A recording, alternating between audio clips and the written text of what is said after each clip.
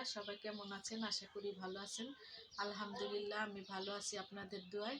আর রোজকার মতন নতুন একটা ব্লগ নিয়ে আপনাদের মাঝে হাজির হয়েছি। আজকে ব্লগটা শুরু করছি, এখন বাজে 4টা।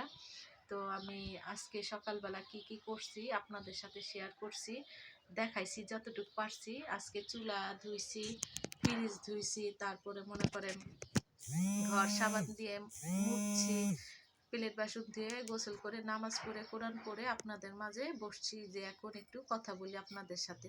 তো কলিজার ভাই বোনেরা, আপনারা কেমন আছেন কমেন্টে অবশ্যই জানাবেন। আর ভিডিওটি প্রথম থেকে শেষ পর্যন্ত দেখবেন। ভালো লাগলে চ্যানেলটা সাবস্ক্রাইব করে সাথে থাকবেন। আর যারা অলরেডি চ্যানেলটা আমার সাবস্ক্রাইব করে রাখছেন তাদেরকে অসংখ্য ধন্যবাদ আমার সাথে থাকার জন্য। তো আজকে রান্না করব গাছের লাউ। একটা দেখছিলেন যারা যারা আগের ভিডিও দেখছেন, গাছে একটা লাউ আছে। আজকে বলে ভাই আসবে, তো আজকে ভাই আসবে, তো ভাইয়ের জন্য আজকে রান্না করব। ভাইয়ের জন্য না, নিজেদের জন্য আর কি। ভাইয়েরকেও একটু খাওয়া দিব, যে পছন্দ করে গাছের জিনিস, সবাই তো পছন্দ করে।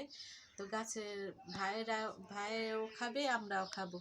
তো ইলিশ মাছ দিয়ে লাউটা কেটে রান্না করব। লাউটা কাটার সময় আপনাদের সাথে শেয়ার করব, দেখবেন। ভালো লাগলে প্লিজ চ্যানেলটা সাবস্ক্রাইব করে সাথেই থাকবেন, কোথাও যাবেন না। আর আমি পরিবারে আমাদের এই যে মাছটা, এই যে মাছ, এই মাছটা দিয়ে লাউটা গাছে কেটে নেব।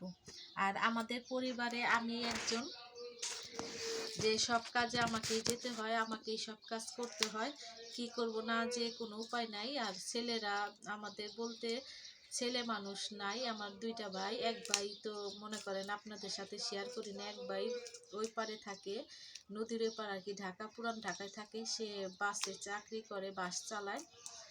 সদরঘাট থেকে রামপুরা বিশ্ব রোড ওইখানকার বাস চালায়। আর ছোট ভাই পিকআপ চালায়, তো থাকে না।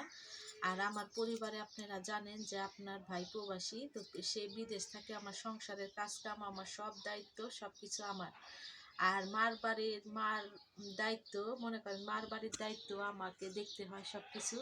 তো তাদের ছেলে মেয়ে অসুখ বিসুখ, আমার মা অসুস্থ থাকে, সব কিছু আর কি আমার দেখাশোনা করতে হয়। আমার বাড়ির পাশাপাশি আমি তাদের বাড়ির দেখাশোনা করি। এই যে কালকে বোন অসুস্থ হয়েছে, বোন আইছে। বোন তো অনেক দিন পর মনে করেন আসছে শ্বশুর বাড়ি থেকে, অসুস্থ, মাথা ব্যথা অনেক, তো নাকের পলি বাড়ছে। আর আপনাদের মাঝে একটা কথা শেয়ার করি, আপনারা জানা থাকলে ভালো অবশ্যই। মাথা ব্যথা যাদের মনে করেন অনেক দিন ধরে, একটা টিপস আর কি, জানলে সবাই উপকৃত হবেন। যে মাথা ব্যথায় যাদের দেখেন যে অনেক দিন ধরে মাথা ব্যথা কমতেছে না কোনো কারণে, কোনো কারণ ছাড়া, মাথায় পানি জমে নেই, কিন্তু ওই যে নাকে পলি বাড়লে, মনে করেন নাকের মাংস বাড়লে মাথা ব্যথা কমে না, অনেক দিন যাবত মাথা ব্যথা থাকে।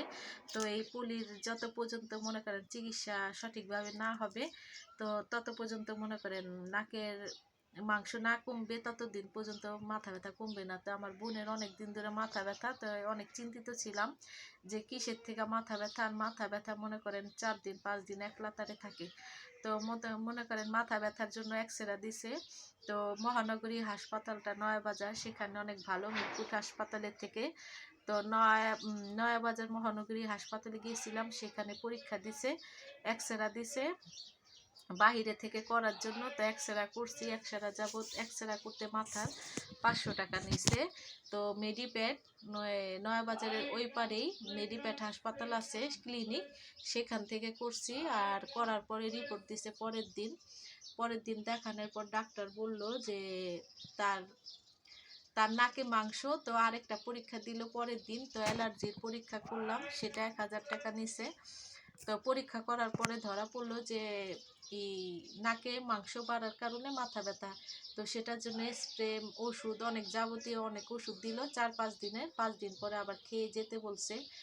তো সবাই আর কি শুনলে, প্রথম থেকে শেষ পর্যন্ত শুনলে বুঝতে পারবেন যে, আর নাহলে তো ভিডিওটি মিস করে ফেলবেন, বুঝতে পারবেন না কি সমস্যার কারণে। কথাগুলো অনেক উপকারী আসবে। আর সকাল সকালে গোসল করতে বলল, চুল শুকিয়ে রাখতে বলল, আর মনে করেন ঠান্ডা জাতীয় কোনো খাবার খেতে না বললো, এগুলি বলে দিল। তো বোনকে নিয়ে চিকিৎসা করে আসলাম 2 দিন যাবত একলাতারে টানা। তো বোনকে আবার কালকে নিয়ে দিয়েছি শ্বশুর বাড়ি আমি। আবার মনে করেন আজকে ভাই আসতেছে, ভাইয়েরকে আজকে ইফতার রোজার দিন। এই ভাইয়ের বউ, ভাইয়ের দুটো ছোট ছোট ছেলে, একটা 5 বছর, একটা মনে করেন 5 মাস। তো দুইজনকে নিয়ে কিভাবে কি করবে, তো আমার ভাইয়ের জন্য একটু তরকারি রান্না করে নিয়ে যাব, আর আমার ভাইয়ের সাথে ইফতার করব আজকে। আল্লাহ চাইলে যদি করতে হায়াত দেয়, যত পর্যন্ত আর কি, অতটুক সময় যদি বেঁচে থাকি ইফতার করব ভাইয়ের সাথে। আর মনে করেন ভাইয়ের মার বাসায় আজকে এই জন্য যাব। আপনারা বলতে পারেন যে প্রতিদিন মার বাসায় কেন যাই, তো 2 দিন বোনের জন্য গেছি, আর আজকে ভাইয়ের জন্য যাব। আজকে আবার ভাই আসতেছে, তো ভাইকে একটু ইফতারি বানিয়ে খাওয়াবো। ভাইয়ের বউ তো খাওয়াইতে মনে করেন অনেক আর কি, বাচ্চাদের নিয়ে কিভাবে করবে, তো আমি একটু সহযোগিতা করব। তো সবাই দেখতে থাকুন, ভালো লাগলে চ্যানেলটার সাথেই থাকবেন। তো কী কী করি সারাদিন দেখতে থাকুন, আর আমার চ্যানেলটা সাবস্ক্রাইব করে সাথেই থাকবেন। তো আজকের জন্য আল্লাহ হাফেজ।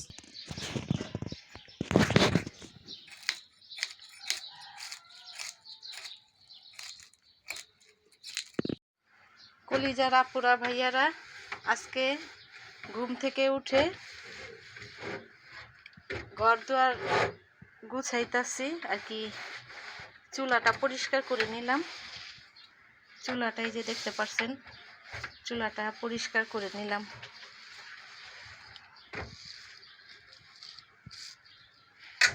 আর আমার তো ঘরের ভিতরেই রান্নাঘর, রান্নাঘর বলতে কি ঘরের মধ্যেই রান্না করতে হয়, আমার আলাদা কোনো রান্নাঘর নাই, তাই এই জায়গাটা পরিষ্কার করে নিতেছি। আপনারা তো যারা যারা পুরান আমার ভিডিওতে দেখছেন, এই যে জ্বালানাটা তো বন্ধ করে রাখতে হয়, এজন্য আলো কম। আর এই যে চুলাটা আমি ধুয়ে পরিষ্কার করে নিচ্ছি।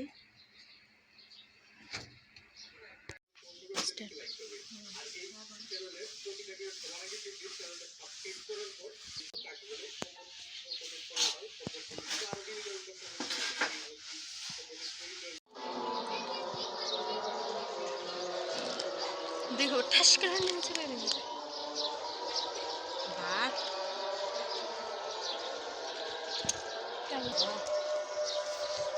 আজকে ফুফু বাসায় এসে লাউ কাটলাম।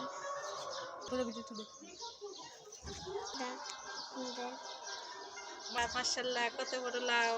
মাশাআল্লাহ, কত বড় লাউ দেখছেন আয়া তুই তো তোমরা গেলা ভাই? আরে এখন একটা কাটলাম।